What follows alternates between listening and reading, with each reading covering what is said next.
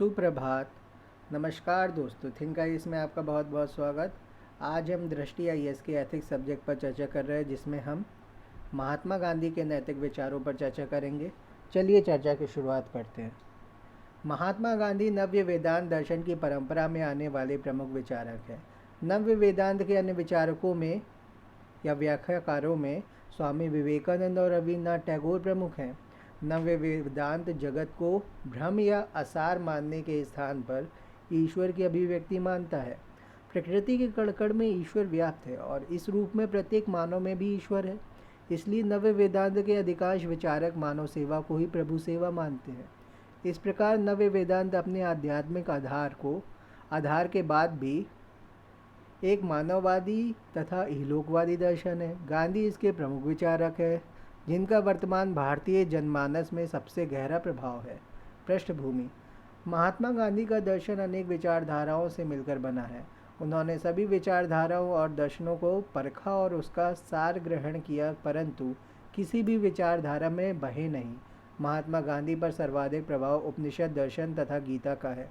उपनिषदों से उन्होंने ईशावास्यमिदं सर्वम मंत्र ग्रहण किया और गीता से स्वधर्म की अवधारणा ली है।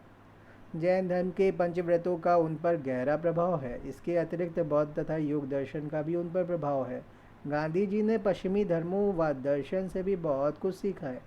ईसा मसीह से उन्होंने करुणा का विचार लिया। एक गाल पर तमाचा मारने पर दूसरा गाल आगे कर देने की सीख भी ईसा की ही है। जॉन रस्किन की अनटू दिस लास्ट का प्रभाव उनके हिंद स्वराज पर देखा जा सकता है। गांधी के अराजकतावादी विचारों पर हेनरी डेविड थोरो तथा टॉलस्टॉय का प्रभाव है। पंचव्रत पर गांधी जी के विचार: अहिंसा। महात्मा गांधी उपनिषद दर्शन पर आधारित ईशावास्यमिदं सर्वम के विचार को मानते हैं, जिसका अर्थ है कि जगत के कण-कण में ईश्वर की उपस्थिति है। ईश्वर ही अलग अलग तरीके के विभिन्न मनुष्यों, अन्य प्राणियों, पेड़ पौधों तथा भौतिक वस्तुओं में व्यक्त होता है। इन सभी अभिव्यक्तियों में स्वस्थ संबंधों का होना नैतिक समाज की शर्तें हैं। संबंधों को उचित रखने का मूल्य युक्ति है। संबंधों को उचित रखने की मूल युक्ति है अहिंसा। अहिंसा सिर्फ राजनीतिक आंदोलन का अस्त्र नहीं है, बल्कि वह नैतिक जीवन जीने का मूलभूत तरीका है। अहिंसा का अर्थ नकारात्मक भी और सकारात्मक भी। मन, वचन, कर्म से किसी भी प्राणी को कष्ट न पहुंचाना और कष्ट पहुंचाने का विचार न लाना, इसका नकारात्मक अर्थ है, जबकि सकारात्मक अर्थ में सभी प्राणियों के प्रति प्रेम, दया, सहानुभूति और सेवा भाव रखना शामिल है। महात्मा गांधी की अहिंसा की निम्नलिखित विशेषताएं हैं। अहिंसा सिर्फ आदर्श नहीं, यह मानव जाति का प्राकृतिक नियम है। जिस प्रकार हिंसा पशु समुदाय का प्राकृतिक नियम है, वैसे ही अहिंसा मानव समुदाय का। अहिंसा के पूर्ण पालन के लिए ईश्वर में अटूट विश्वास जरूरी है। ईश्वरीय विश्वास से मनुष्य समझ जाता है कि जिसके साथ वह हिंसा करना चाहता है, वह भी ईश्वर का ही अभिव्यक्त रूप है। इस ईश्वर के अलावा किसी से नहीं डरता, क्योंकि ईश्वरी इच्छा के बिना कुछ नहीं हो सकता।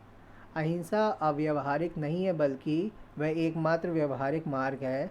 हिंसा से तात्कालिक और एक पक्षीय समाधान हो सकते हैं, किंतु स्थायी तथा सर्वस्वीकृत समाधान सिर्फ अहिंसा से ही संभव है। अहिंसा और कायरता समानार्थक नहीं है। अगर हमें हिंसा और कायरता में से किसी एक को ही चुनना हो, तो हिंसा को चुनना बेहतर है। अहिंसा और कायरता में अंतर यह है कि अहिंसा बहुत ऊंचे नैतिक व आध्यात्मिक बल पर टिकी है या टिकी होती है, जबकि कायरता विवशता और दुर्बलता से पैदा होती है। अहिंसा के अपवाद: गांधी की अहिंसा जैनियों की अहिंसा की तुलना में लचीली और व्यवहारिक है। उन्होंने खुद स्पष्ट किया है कि किन परिस्थितियों में अहिंसा के नियम का उल्लंघन किया जाना उचित है। हिंसक पशुओं, रोग के कीटाणुओं, फसल को नष्ट करने वाले कीड़ों की हत्या करना उचित है, लेकिन ऐसा सिर्फ समाज के हित में किया जाए, किसी अन्य कारण से नहीं। अगर कोई प्राणी असहनीय दर्द झेल रहा हो, और उसकी मुक्ति का कोई और रास्ता ना हो तो उसके जीवन को समाप्त कर देना उचित है, लेकिन ऐसा सिर्फ उस प्राणी के हित में किया जाए, किसी अन्य के हित में नहीं। इस विचार में दया, मृत्यु, यूथनेशिया के प्रति समर्थन दिखता है। चिकित्सक द्वारा शल्य चिकित्सा के लिए, सर्जरी के लिए की जाने वाली हिंसा उचित है यदि वह केवल मरीज के हित में की जाए। अगर हिंसा और कायरता में से ही चुनना हो तो हिंसा चुनना उचित है। किसी प्राणी के नैतिक, आध्यात्मिक या भौतिक विकास के लिए उसे कष्ट पहुंचाना अहिंसा का उल्लंघन नहीं है। जैसे माता पिता द्वारा बच्चों में नैतिक मूल्य विकसित करने के लिए श्रम करने का आदेश देना आदि। सत्य या सत्याग्रह। गांधी जी ने सत्य शब्द का प्रयोग दो अर्थों में किया है, सीमित तथा व्यापक। व्यापक अर्थ में सत्य और ईश्वर समानार्थक हैं। ईश्वर में निष्ठा रखते हुए नैतिक जीवन जीना सत्यपूर्ण जीवन है। इसी दृष्टिकोण से गांधी जी ने अपनी आत्मकथा को सत्य के साथ मेरे प्रयोग, माई एक्सपेरिमेंट विथ ट्रूथ, कहा है। सीमित रूप में सत्य का अर्थ है मन, वचन, कर्म से छल करने से दूर रहना। जो तथ्य जिस रूप में देखा, समझा या जाना गया है उसे उसी रूप में बिना कोई संशोधन किए व्यक्त करना सत्य है। सत्य के मार्ग पर चलना कठिन किंतु ज़रूरी है। कठिन इसलिए है कि यह अत्यंत साहस की मांग करता है और ज़रूरी इसलिए है क्योंकि नैतिक रूप से सही सामाजिक संबंध इसी के आधार पर स्थापित किए जा सकते हैं। गांधी जी द्वारा निर्देशित सत्य के मार्ग पर चलने के उपाय: अनावश्यक अभिव्यक्तियों से बचना चाहिए तथा तथ्यों से छेड़छाड़ या अतिशयोक्ति जैसे प्रयासों से दूर रहना चाहिए। कष्ट, निंदा व दूसरों का क्रोध झेलने की क्षमता विकसित करनी चाहिए क्योंकि सत्य बोलने पर ये सब परिणाम स्वाभाविक रूप से होते हैं। अनावश्यक दार्शनिक उलझनों में फंसने के बजाय अपनी सामान्य सूझबूझ से सत्य का आचरण करना चाहिए। अगर मनुष्य अपने व्यवहारिक जीवन में सत्य का दृढ़तापूर्वक पालन करे तो उसे इस समस्या का समाधान खुद ही प्राप्त हो जाएगा कि किसी कठिन अवसर पर वास्तव में उसका क्या कर्तव्य है। सत्याग्रह। सत्याग्रह का अर्थ है कि सत्य के प्रति आग्रह। यह आग्रह अहिंसक तथा मजबूती के साथ होना चाहिए। गांधी जी ने सत्याग्रह को भारतीय राष्ट्रीय आंदोलन का मूल मंत्र बना दिया। उन्होंने लोगों को जब तक सत्य उपलब्ध न हो तब तक मजबूती के साथ अपनी मांग पर डटे रहने के लिए प्रशिक्षित किया। भारतीय राष्ट्रीय आंदोलन अन्य देशों के आंदोलनों से इस अर्थ में भिन्न है कि नीति मीमांसा का जैसा प्रयोग भारत में हुआ वैसा और कहीं नहीं हुआ। अस्तेय। अस्तेय का सामान्य अर्थ है चोरी न करना, परंतु गांधी जी ने इसे व्यापक अर्थ में लिया है। उनके लिए अस्तेय का अर्थ है किसी को ऐसी वस्तु से वंचित नहीं करना जिस पर वस्तुतः उसका अधिकार है। गांधी जी के अनुसार चोरी स्वयं 3 प्रकार की हो सकती है। पहली है शारीरिक या भौतिक चोरी, जिसमें किसी अन्य व्यक्ति की या सार्वजनिक धन संपत्ति या वस्तु को चुराया जाता है। दूसरी है मानसिक चोरी, जिसका अर्थ है किसी वस्तु को चुराने की भावना मन में लाना। तीसरी है वैचारिक चोरी, जिसमें किसी अन्य के विचारों को अपना बताकर व्यक्त कर दिया जाता है। अस्तेय का गहरा संबंध अहिंसा और सत्य से है। यदि सत्य और अहिंसा का पालन होगा तो अस्तेय का पालन स्वाभाविक रूप से हो जाएगा। यदि व्यक्ति चोरी करेगा तो उससे किसी न किसी को परेशानी होगी, जो कि मानसिक हिंसा है। इसलिए अहिंसा का पालन करने वाला कोई भी व्यक्ति स्वाभाविक रूप से अस्तेय का पालन करेगा। किसी के विचार को अपना बनाकर प्रस्तुत कर देना सत्य के सिद्धांत का उल्लंघन है। अतः सत्य के सिद्धांत का पालन करने वाला व्यक्ति वैचारिक चोरी भी नहीं कर सकता। अपरिग्रह। अपरिग्रह का साधारण अर्थ है एकत्रित ना करना, किंतु गांधी जी ने इसका भी व्यापक अर्थ लिया। इसका व्यापक अर्थ है निरंतर श्रम करते हुए ही समाज से कुछ लेना, बिना श्रम किए किसी चीज़ का या किसी चीज़ पर हक न जमाना। तो गांधी जी का क्या कहना है कि निरंतर काम करिए और अपना हक लीजिए, बिना काम आप किसी भी चीज़ पर हक नहीं जमा सकते। जीवन की अनिवार्यताओं के अलावा जो कुछ भी है उसका प्रयोग समाज के हित में करना, यही ट्रस्टीशिप या न्यासिता का सिद्धांत भी है। इसका अर्थ है कि पूंजीपति से धन छीनने की आवश्यकता नहीं है, बल्कि उसका हृदय परिवर्तन करना चाहिए ताकि वह समझ सके कि अपनी ज़रूरत भर के संसाधन खर्च करने के बाद उसे शेष सारा धन ज़रूरतमंदों के लिए खर्च करना चाहिए। मार्क्स और गांधी में इस बिंदु पर गहरा अंतर है। भौतिकवादी होने के कारण मार्क्स हृदय परिवर्तन को संभव नहीं मानते। उनका दावा है कि समानता लाने का एकमात्र तरीका अमीरों की संपत्ति छीनना और संपूर्ण संपत्ति को सामाजिक संपत्ति घोषित कर देना है। गांधी जी का विचार काफ़ी अलग है। उनका दावा है कि धन कमाना एक विशिष्ट कार्य है और जो वही व्यक्ति कर सकता है जिसका स्वधर्म ऐसा हो। व्यक्तियों को धन कमाने का मौका मिलना चाहिए क्योंकि इससे सामाजिक संसाधन बढ़ते हैं, किंतु उन्हें महसूस करना चाहिए कि संसाधन उनके नहीं समाज के हैं। चूँकि गांधी आदर्शवादी या प्रत्ययवादी हैं, इसलिए उनको हृदय परिवर्तन की धारणा स्वीकार करने में कोई समस्या नहीं है। ब्रह्मचर्य, गांधी जी ने इसका सामान्य अर्थ ही लिया है और उनके अनुसार मन, वचन तथा कर्म से इंद्रियों का पूर्ण संयम या नियंत्रण ही ब्रह्मचर्य है। यह स्वाभाविक गुण नहीं है, इसके लिए कठोर अभ्यास करना पड़ता है। इसके लिए गांधी जी द्वारा बताए गए उपाय हैं तामसिक भोजन तथा कामोत्तेजक दृश्यों, ध्वनियों व गंधों से बचना, पवित्र विचारों का चिंतन मनन करना, ईश्वर की उपासना करना, स्वास्थ्य तथा समाज सेवा में सक्रिय रहना। गांधी जी के अन्य नैतिक विचार, साधन साध्य संबंध। साधन साध्य संबंध में नैतिक प्रश्न यह है कि साधन का नैतिक मूल्य साध्य से स्वतंत्र है या साध्य पर निर्भर है। कुछ विचारक मानते हैं कि साध्य का नैतिक होना साधन को भी नैतिक बना देता है। मैकियावेली ने कहा है कि प्रिंस जो कुछ भी करेगा उसे ही नैतिक माना जाएगा। मार्क्स ने विषमता को समाप्त करने के लिए हिंसक क्रांति को नैतिक माना है। उपयोगितावादी मानते हैं कि अगर अधिकतम व्यक्तियों का अधिकतम सुख साधने के लिए कुछ व्यक्तियों को कुछ कष्ट उठाने पड़े तो यह अनैतिक नहीं है। स्पेंसर का तर्क है कि समाज की रक्षा के लिए कुछ व्यक्तियों की बलि दी जा सकती है। हीगल और ब्रैडले ने भी समाज और व्यक्तियों को शरीर तथा अंगों के रूप में देखते हुए इस सिद्धांत को उचित माना है। पारंपरिक भारतीय दर्शन में चाणक्य और चारवाक का विचार भी साध्य को ही महत्व देता है। गांधी जी इन सभी विचारों को नकारते हैं। उनका दावा है कि साध्य अपने आप में चाहे कितना भी पवित्र हो, वह साधन को पवित्र नहीं बना सकता। गांधी जी ने हिंद स्वराज में लिखा है, आपका तर्क ऐसा है जैसे एक जहरीला पौधा लगाने के बाद हम गुलाब का फूल निकल आने की आशा करें। साधनों की तुलना बीज से की जा सकती है और साध्य की पेड़ से, तथा हम ठीक वही काटते हैं जो हम बोते हैं। इसी दृष्टिकोण पर चलते हुए गांधी जी ने स्वाधीनता संग्राम को अहिंसक सत्याग्रह का रूप दिया। उस समय सोवियत संघ की स्थापना हिंसक क्रांति से हुई थी और साम्यवाद लाने के लिए लेनिन की तानाशाही चल रही थी। गांधी जी ने समाजवाद के आदर्श को अच्छा मानते हुए भी सोवियत संघ के समाजवाद का समर्थन नहीं किया, क्योंकि हिंसा और तानाशाही जैसे साधनों को समाजवाद का उद्देश्य भी पवित्र नहीं बना सकता। गांधी जी जानते थे कि मनुष्य के स्वभाव में दुर्बलताएं होती हैं और वह हमेशा उत्कृष्ट नैतिक आचरण नहीं कर सकता।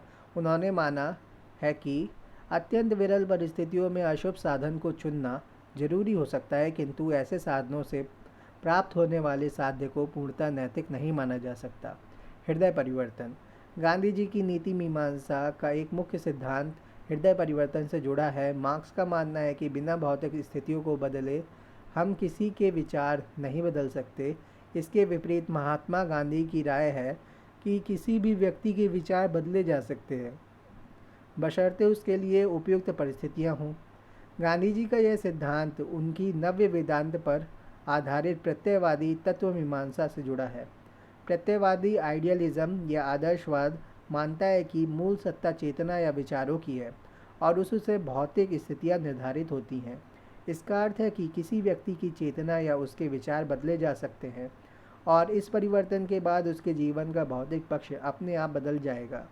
नव्य वेदांत के प्रभाव के अंतर्गत गांधी जी ईशावास्यमिदं सर्वम, अर्थात सब कुछ ईश्वर के ही अभिव्यक्ति है, सब कुछ ईश्वर की ही अभिव्यक्ति है, के सिद्धांत में विश्वास करते हैं, जिसका निष्कर्ष है कि प्रत्येक मनुष्य के भीतर भी ईश्वर का अंश निहित है। यदि कोई व्यक्ति क्रूर या अत्याचारी है तो इसका अर्थ सिर्फ इतना है कि उसके भीतर का ईश्वरत्व कुछ दबा हुआ है और उसे कभी प्रेरणा और परिस्थितियां मिलें तो उसके भीतर छिपा हुआ ईश्वरत्व जाग जाएगा और वह समाज के लिए सकारात्मक योगदान करेगा। इसी भाव के आधार पर गांधी जी ने कहा था कि घृणा पाप से करो, पापी से नहीं।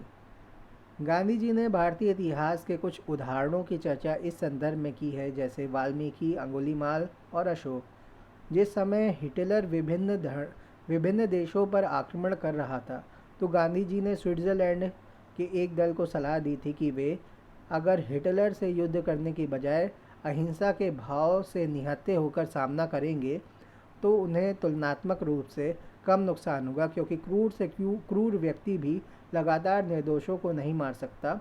उसके भीतर का ईश्वर और अंतरात्मा उसे कचोटने लगते हैं। विनोबा भावे ने आज़ादी के बाद इसी रास्ते पर चलकर भूदान और ग्रामदान जैसे आंदोलन चलाए। जयप्रकाश नारायण ने इसी के माध्यम से बहुत से डाकुओं को आत्मसमर्पण के लिए सफलतापूर्वक प्रेरित किया। मूल्यांकन। मार्क्स की यह बात सही है कि समानता की स्थापना के आदर्श को हृदय परिवर्तन के भरोसे नहीं छोड़ा जा सकता, क्योंकि अमीर वर्ग अपने हितों से समझौता नहीं करता। डॉक्टर अंबेडकर ने भी इस सिद्धांत का कड़ा विरोध किया है। महात्मा गांधी वर्ण भेद की समस्या को हृदय परिवर्तन से सुलझाना चाहते थे। डॉक्टर अंबेडकर का तर्क था कि जब महात्मा गांधी जैसा जननायक भी सवर्ण हिंदुओं का हृदय परिवर्तन नहीं करा पाया, तो फिर कौन करा पाएगा। हृदय परिवर्तन से दलितों और महिलाओं की समस्या का समाधान करने की बात कहना समस्या को स्थायित्व प्रदान करना ही है। इसके बावजूद हृदय परिवर्तन का सिद्धांत पूर्णतः अव्यवहारिक नहीं है। जिन विषयों से व्यक्तियों के गहरे स्वार्थ जुड़े होते हैं, वहाँ इसका प्रभाव भले ही कम हो, किंतु सामान्य नैतिक प्रसंगों में इसकी व्यापक भूमिका है। प्रकृति। महात्मा गांधी की नीति मीमांसा में प्रकृति भी शामिल है। वे मार्क्स की तरह ही मानवतावादी विचारक नहीं हैं, जो सिर्फ मनुष्य के हित पर ध्यान देते हैं और मानवेतर प्रकृति को मानव के लिए साधन समझते हैं। यही दृष्टिकोण बाइबल, ओल्ड टेस्टामेंट, अरस्तु और सार्त्र का भी है। गांधी जी मानववादी नहीं मानवतावादी चिंतक है, जिसका अर्थ है कि वे मानव के कल्याण के साथ साथ प्राणी मात्र के कल्याण की भी कामना करते हैं। इस दृष्टि से वे बुद्ध, महावीर, विवेकानंद और टैगोर की परंपरा में शामिल होते। ईसा मसीह भी पशुओं के प्रति करुणा रखते थे। महात्मा गांधी का प्रकृति संबंधी विचार नव्य वेदांत की पृष्ठभूमि पर आधारित है। वे मानते हैं कि प्रकृति के कण-कण में ईश्वर का निवास है। ईशावास्यमिदं सर्वम, जिसका अर्थ है कि मनुष्य ही नहीं बल्कि बाकी जीव जंतु और पेड़ पौधों में भी ईश्वर का अस्तित्व है और वे हमारे सजातीय हैं। इसलिए मनुष्य को यह अधिकार नहीं है कि वह प्रकृति का मनचाहा उपभोग करे। संसार के समस्त प्राणियों का एक दूसरे के प्रति सीमित दायित्व बनता है। इसलिए प्रकृति मनुष्य की कुछ आवश्यकताएं पूरी करे और मनुष्य प्रकृति की आवश्यकताएं पूरी करे। यह सही विचार है। इसी विचार के कारण महात्मा गांधी ने कहा है कि नैतिकता अपनी आवश्यकताएं कम करने में है। हमारी हर आवश्यकता की पूर्ति के लिए प्रकृति साधन बनाती है या साधन बनती है। उनका प्रसिद्ध कथन है कि प्रकृति हमारी सभी आवश्यकताएं पूरी कर सकती है, किंतु लालच नहीं। गांधी जी द्वारा औद्योगिकीकरण और पूंजीवाद का प्रायः समर्थन न किया जाना और स्वावलंबी ग्रामीण अर्थव्यवस्था को प्रोत्साहन दिया जाना इन्हीं विचारों पर आधारित है। पश्चिमी विचारकों का दृष्टिकोण प्रायः अलग है। अगर स्पिनोजा और ब्रूनो जैसे कुछ दार्शनिकों को छोड़ दें तो प्रायः प्रकृति को ईश्वर की अभिव्यक्ति नहीं माना गया है। गहन पारिस्थितिकी डीप इकोलॉजी आंदोलन के प्रवर्तक आर्ने नेस ने दावा किया है कि हमारे समय का पर्यावरण संकट मूलतः उस दार्शनिक ढांचे से उपजा है जिसे अरस्तु, डेकार्ट और न्यूटन ने विकसित किया है, और जो यह मानकर चलता है कि प्रकृति मनुष्य से पृथक व हीन है। नेस ने अपनी एक प्रसिद्ध पुस्तक Gandhi and the nuclear age में कहा है कि पर्यावरण संकट को सुलझाने का एकमात्र रास्ता यह है कि दुनिया गांधी जी के दृष्टिकोण को स्वीकार करे। धर्म और राजनीति का संबंध। आधुनिक काल के राजनीतिक चिंतन में धर्म और राजनीति के संबंध पर अत्यधिक विवाद रहा है। 16वीं सदी के मैकियावेली ने पश्चिम में पहली बार स्पष्ट घोषणा की कि धर्म को राजनीति से दूर होना चाहिए। आगे चलकर जॉन ऑस्टिन सहित कई अन्य विचारकों ने भी यही तर्क दिया। मार्क्स ने तो राजनीति में ही नहीं बल्कि उसके अलावा भी धर्म के निषेध की बात की। इन सब के विपरीत महात्मा गांधी का यह कथन चौंकाता है कि धर्म विहीन राजनीति मृतदेह के समान है जिसे नष्ट कर दिया जाना चाहिए। वस्तुतः दोनों धारणाओं में जितना विरोध दिखता है उतना है नहीं। वास्तविक समस्या धर्म शब्द के अर्थ की है। गांधी जी ने धर्म शब्द को अलग अलग संदर्भों में दो तरीके से प्रयुक्त किया है। कहीं कहीं वे धर्म को मजहब या पंथ के अर्थ में ही लेते हैं, किंतु दार्शनिक स्तर पर वे धर्म का अर्थ स्वकर्तव्य पालन से करते हैं, जैसा भारतीय परंपरा में मनु संहिता, महाभारत, रामचरितमानस आदि ग्रंथों में भी है। रामचरितमानस में तुलसीदास ने कहा है, परहित सरिस धर्म नहीं भाई, पर पीड़ा सम नहीं अधमाई। परहित सरिस धर्म नहीं भाई, पर पीड़ा सम नहीं अधमाई। गांधी जी धर्म के इसी अर्थ को राजनीति में काम्य मानते हैं। इसका अर्थ हुआ कि राजनेताओं पर यह नैतिक जिम्मेदारी है कि वे अपने स्वार्थ से मुक्त होकर सिर्फ कर्तव्य पालन के भाव से प्रशासन चलाएं और समाज को अधिकाधिक लाभ प्रदान करें। इस बिंदु पर वे प्लेटो के दार्शनिक राजा के सिद्धांत के नज़दीक दिखाई पड़ते हैं, क्योंकि उसे भी स्वार्थों से मुक्त रहते हुए अपने विवेक के अनुसार सुशासन चलाना है। कौटिल्य ने अपने सप्तांग सिद्धांत अर्थशास्त्र में स्वामी अर्थात राजा को ऐसा ही शासन चलाने की सलाह दी है। इसका अर्थ यह नहीं है कि गांधी जी सांप्रदायिक राजनीति का समर्थन करते हैं। मजहब वाले अर्थ में वे भी धर्म को राजनीति का हिस्सा नहीं बनाना चाहते हैं, परंतु इस स्तर पर वे पश्चिम की धर्मनिरपेक्षता, जिसके प्रवर्तक होलीओपेक थे, जो राजनीति व धर्म में पूर्ण विभेद की वकालत करती है, के स्थान पर सर्वधर्म समभाव का समर्थन करते हैं, और जिसका अर्थ है कि राज्य को धर्मों से दूर नहीं भागना चाहिए बल्कि सभी धर्मों का बराबर सम्मान करना चाहिए। नैतिक अर्थव्यवस्था। महात्मा गांधी ने अपने सर्वोदय सिद्धांत में अर्थव्यवस्था को भी नैतिक आधार देने की वकालत की है। उन्होंने कहा है कि धर्म विहीन अर्थव्यवस्था मृत देह के समान है। यहाँ धर्म का अर्थ नैतिकता से है।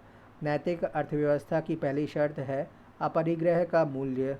व्यक्ति को अपनी आवश्यकताएं अत्यंत न्यून रखनी चाहिए। उन्होंने पूंजीवाद को शैतानी सभ्यता कहा है, क्योंकि वह अधिक से अधिक मांग बढ़ाने पर बल देती है। अन्नदायी श्रम की धारणा भी महत्वपूर्ण है। इसका अर्थ है कि ईमानदारी से परिश्रम किए बिना व्यक्ति को भोजन करने का नैतिक आधार नहीं है या नैतिक अधिकार नहीं है। गांधी जी ने प्रसिद्ध ईसाई संत पॉल का एक कथन उद्धृत किया है, जो काम नहीं करता उसे खाना भी नहीं खाना चाहिए। उसका विचार है कि यदि संसार में एक भी व्यक्ति आलसी रहेगा तो कोई ना कोई भूख से जरूर मरेगा।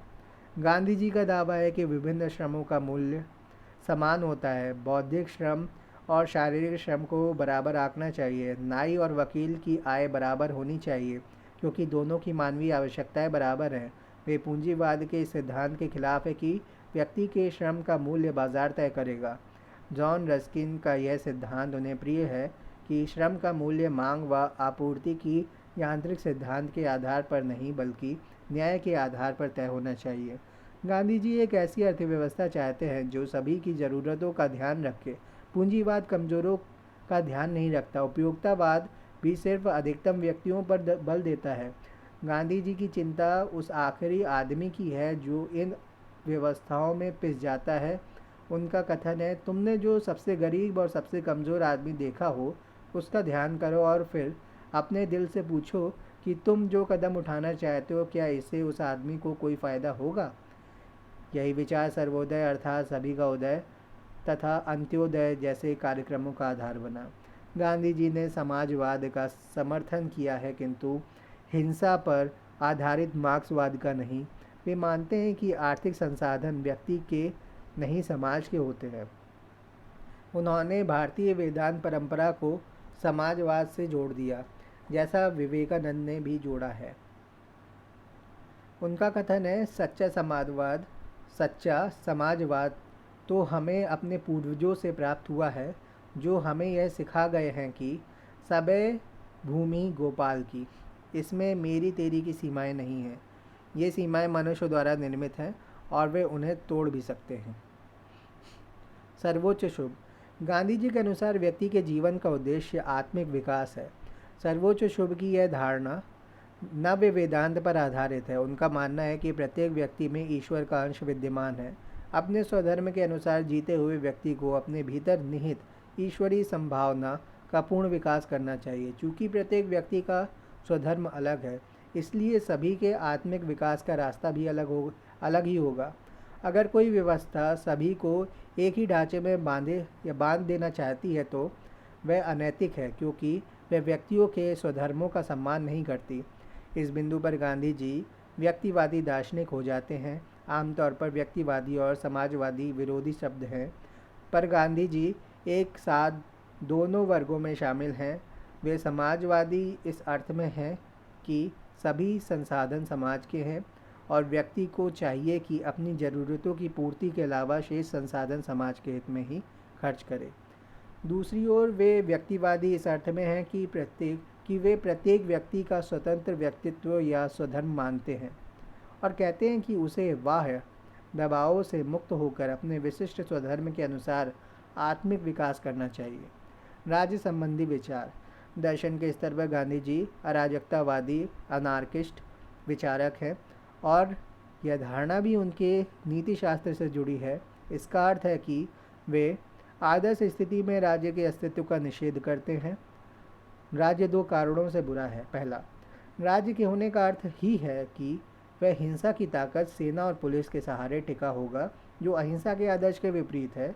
दूसरा, राज्य अनिवार्य रूप से ऐसे कानून बनाता है जो सभी व्यक्तियों को एक जैसे ढांचे में बांधते हैं। इससे व्यक्तियों की आत्मिक स्वतंत्रता बाधित होती है। अराजकतावाद की स्थिति तक पहुंचने के लिए गांधी जी मार्क्स की तरह हिंसा का समर्थन नहीं करते और न ही पीटर क्रोपाटकिन की तरह राज्य के साथ साथ धर्म के निषेध की बात करते हैं। उनका अराजकतावाद धर्म और शांति से सुसंगत है। इस दृष्टि से वे लियो टॉल्स्टॉय की तरह दार्शनिक अराजकतावादी या प्रशांत अराजकतावादी माने जाते हैं। प्रश्न है कि जब राज्य नहीं होगा तो सामाजिक व्यवस्था कैसे चलेगी? गांधी जी का दावा है कि ऐसी स्थिति प्रबुद्ध अराजकता की होगी, अर्थात हर व्यक्ति उच्च नैतिक स्तर पर जिएगा। क्योंकि हर व्यक्ति की आर्थिक ज़रूरतें संतुष्ट होंगी और नैतिक विकास पर्याप्त होगा, इसलिए अपराध होंगे ही नहीं। अपराध नहीं होंगे तो पुलिस की आवश्यकता भी नहीं होगी। अगर छोटा मोटा अपराध हो भी जाएगा तो उसके नियंत्रण के लिए समाज का नैतिक दबाव पर्याप्त होगा।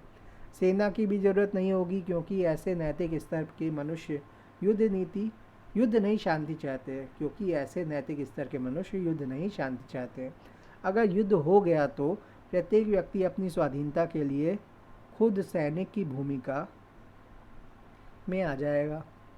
प्रशासन तंत्र की भी आवश्यकता नहीं होगी, क्योंकि स्वावलंबी गांवों की व्यवस्था चलाने के लिए सामाजिक ताना बाना ही पर्याप्त होगा। गांधी जी जानते थे कि अराजकतावाद का आदर्श उपलब्ध होना आसान नहीं है। मार्क्स ने जिस तरह से मार्क्सवाद के आने की गारंटी दी है, वैसा दावा गांधी जी नहीं करते हैं।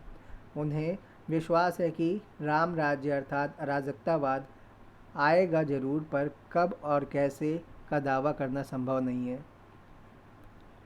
जब तक राम राज्य नहीं आता तब तक के लिए उन्होंने नैतिक राज्य व्यवस्था के सूत्र दिए हैं।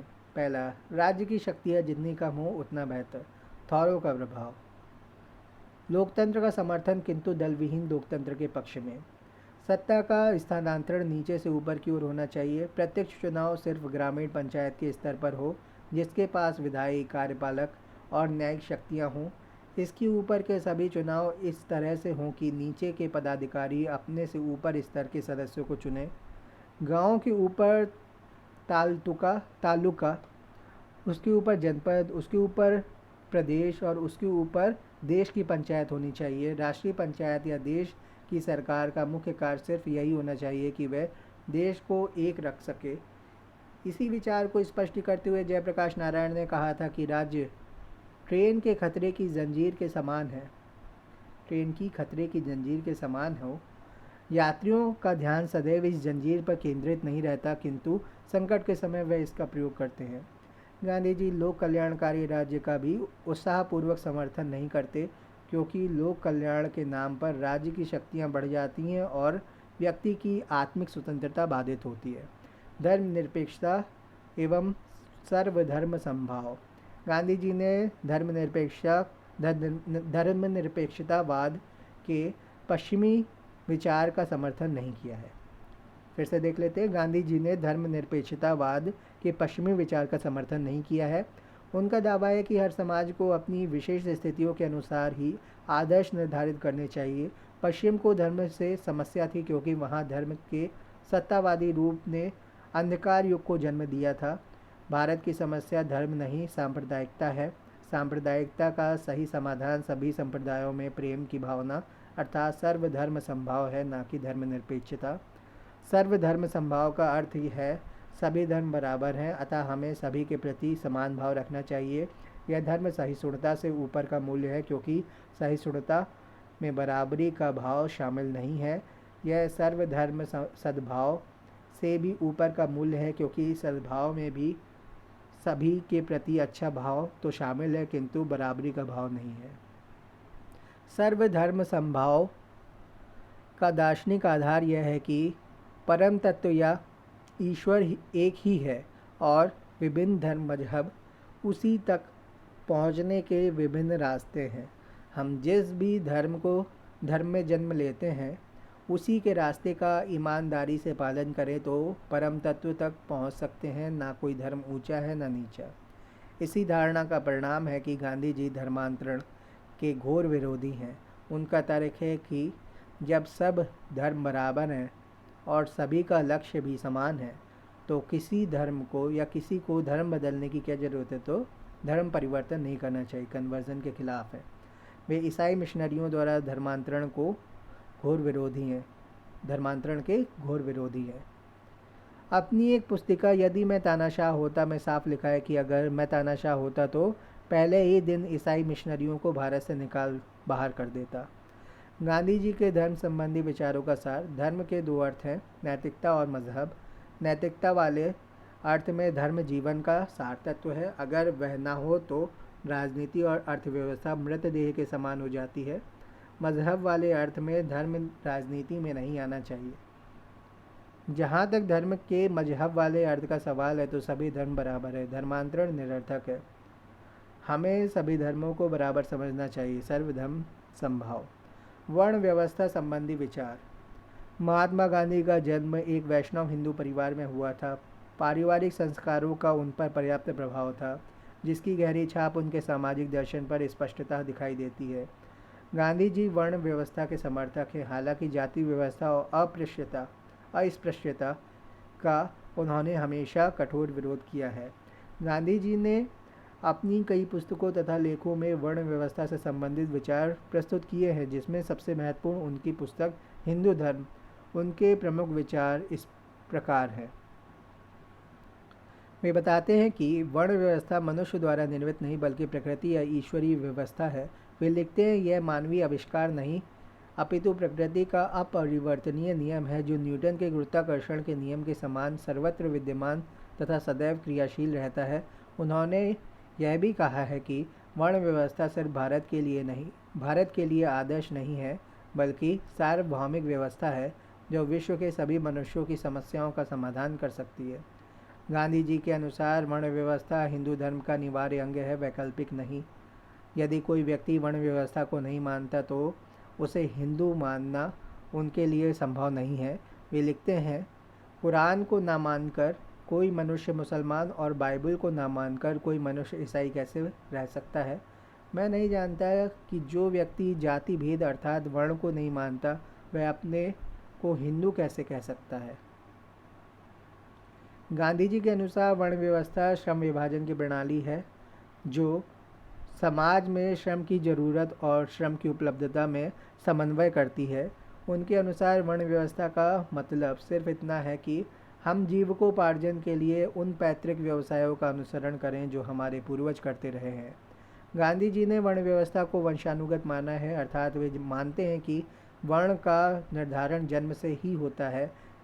इसके लिए उन्होंने यह तर्क दिया है कि जिस प्रकार प्रत्येक व्यक्ति अपने पूर्वजों से विशेष आकृति ग्रहण करता है उसी प्रकार वह उनसे विशेष गुण भी प्राप्त करता है। तात्पर्य यह है कि माता पिता में जो कौशल होता है वह संतान में शारीरिक गुणों के रूप में स्थानांतरित होता है।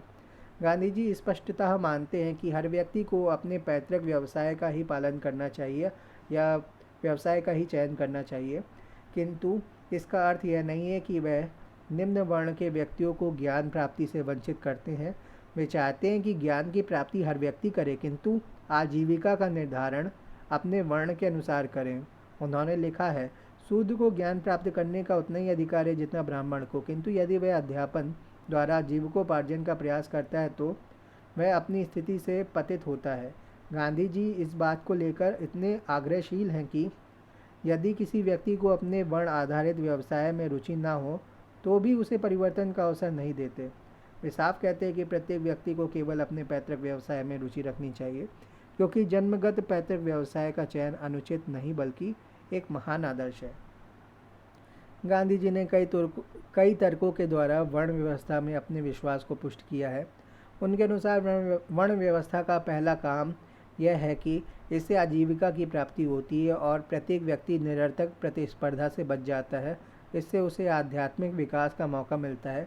दूसरा लाभ यह है कि इसके कारण प्रशिक्षण की औपचारिक आवश्यकता नहीं पड़ती। तीसरा, इससे आर्थिक सामाजिक विकास भी ज़्यादा होता है, क्योंकि व्यक्ति लंबे अभ्यास के कारण अपना कार्य ज़्यादा कुशलता से करता है। चौथा लाभ यह है कि इससे व्यक्ति की सांसारिक इच्छाएं नियंत्रित हो रहती हैं और उसे आध्यात्मिक विकास का ज़्यादा अवसर मिलता है। जातिगत भेदभाव का विरोध। यहाँ ध्यान रखना जरूरी है कि जब गांधी जी वर्ण व्यवस्था का समर्थन करते हैं तो सामाजिक विषमताओं का समर्थन नहीं करते। उनका स्पष्ट मत है कि सभी वर्ण बराबर हैं, क्योंकि सभी के कार्य समाज के स्वस्थ संचालन के लिए ज़रूरी हैं। हिंद स्वराज में उन्होंने स्पष्ट राय जाहिर की है कि बौद्धिक और शारीरिक श्रम में मूल्य का कोई भेद नहीं होता है। व्यक्ति का वेतन या उसकी परिस्थितियां और उपलब्धियां मांग पूर्ति के अंधे नियम से नहीं बल्कि उसकी ज़रूरतों से निर्धारित होनी चाहिए। उनका प्रसिद्ध कथन है, नाई और वकील को बराबर वेतन मिलना चाहिए, क्योंकि दोनों की मानवीय ज़रूरतें समान हैं। स्पष्ट है कि गांधी जी वर्ण व्यवस्था के जन्म मूलक तथा वंशानुगत स्वरूप के समर्थक हैं, किंतु वे इससे ऊंच नीच या स्तरीकरण की व्यवस्था को नहीं मानते। वे जाति भेद को स्तरीकरण की व्यवस्था मानते और अस्पृश्यता को उसका सबसे घृणित रूप। वे लिखते हैं कि मैं अस्पृश्यता के अपवित्र धब्बे को बड़ी गहराई से अनुभव करता हूँ और मेरा यह दृढ़ विश्वास है कि यदि इसे हिंदू धर्म से पूर्णतः न हटाया गया तो धर्म का विनाश निश्चित है। गांधी जी अस्पृश्यता का अंत करना चाहते हैं, किंतु उसके लिए किसी हिंसक क्रांति या तीव्र परिवर्तन की वकालत नहीं करते। अपने वेदांती दर्शन की मान्यताओं के अनुरूप उनका गहरा विश्वास हृदय परिवर्तन के मूल्यों में है, जिसे उन्होंने वेदांत के साथ बुद्ध, महावीर और ईसा मसीह से सीखा है। वे सवर्ण हिंदुओं का हृदय परिवर्तन करना चाहते हैं। वे लिखते हैं, मैं बल प्रयोग अथवा अन्य किसी प्रकार की बाध्यता द्वारा अस्पृश्यता को नहीं हटाना चाहता हूँ। अस्पृश्यता का निराकरण कानून अथवा दबाव द्वारा संभव नहीं है। करोड़ों हिंदुओं के हृदय परिवर्तन तथा पूर्ण विशुद्धिकरण द्वारा ही अस्पृश्यता का निवारण हो सकता है।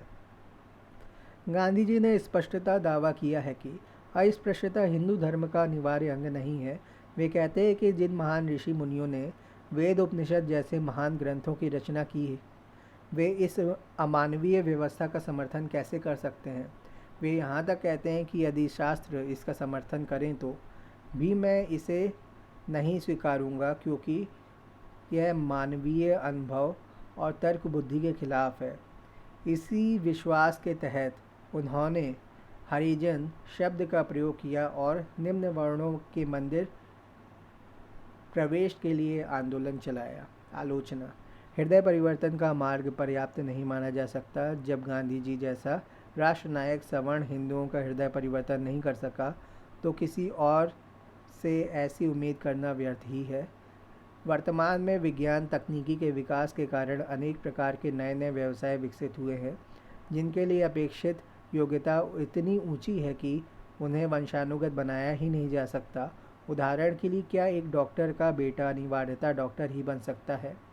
गांधी जी ने वर्ण व्यवस्था को गुरुत्वाकर्षण के नियम की तरह प्राकृतिक और सार्वभौमिक माना, जबकि सच यह है कि कोई भी नैतिक नियम ना तो सार्वभौमिक होता है ना ही प्राकृतिक। सभी नैतिक नियम मनुष्यों द्वारा ही बनाए जाते हैं। गांधी जी का यह तर्क कि माता पिता के गुणों का संक्रमण संतान में होता है गलत है। आज तक कोई भी मनोवैज्ञानिक इसे सिद्ध नहीं कर सका है। विस्मैन जैसे मनोवैज्ञानिकों ने इस मान्यता का विरोध किया है और कहा है कि संतान में माता पिता जैसे गुण समान माहौल के कारण पैदा होते हैं, ना कि आनुवंशिक कारणों से। गांधी जी मानकर चलते हैं कि आवश्यकताएं पूरी होते ही व्यक्ति आध्यात्मिक विकास की ओर बढ़ता है, किंतु यह मान्यता सभी व्यक्तियों पर लागू नहीं होती। गांधी जी के नैतिक विचारों का मूल्यांकन। सकारात्मक पक्ष। जैव रासायनिक तथा परमाणु हथियारों के युग में अहिंसा का आदर्श अत्यधिक महत्वपूर्ण हो गया है। प्रकृति को गांधीवादी नज़रिए से देखने पर वैश्विक तापन जैसी समस्याओं से निपटना आसान हो जाएगा। प्रत्येक व्यक्ति का स्वधर्म भिन्न है। यदि स्वधर्म का पारंपरिक अर्थ ना लें तो हर व्यक्ति की प्रतिभा और रुचियां अलग अलग हैं।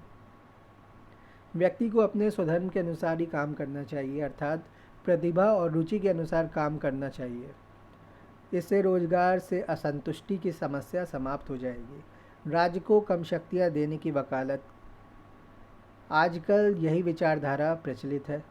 शक्ति का वितरण व्यक्ति, सामाजिक संस्थाओं, मीडिया तथा अन्य संस्थाओं आदि में भी किया जाना चाहिए। नकारात्मक पक्ष। पूंजी आज की स्वीकृत अर्थव्यवस्था है। पूंजीवाद आज की स्वीकृत अर्थव्यवस्था है। अगर इस दौर में गांधी जी के रास्ते पर चलना चाहें तो विकास की दौड़ में पीछे रह जाएंगे। भूमंडलीकरण के दौर में स्वावलंबी ग्रामीण व्यवस्था का रास्ता अव्यवहारिक है। आज किसी भी रूप में वर्ण व्यवस्था का समर्थन तर्क के आधार पर नहीं किया जा सकता। अराजकता का विचार अव्यवहारिक प्रतीत होता है। धन्यवाद। इसके बाद हम क्या देखेंगे? लोक प्रशासन में सिविल सेवा मूल्य तथा नैतिकता, civil services values and ethics in public administration. Thank you.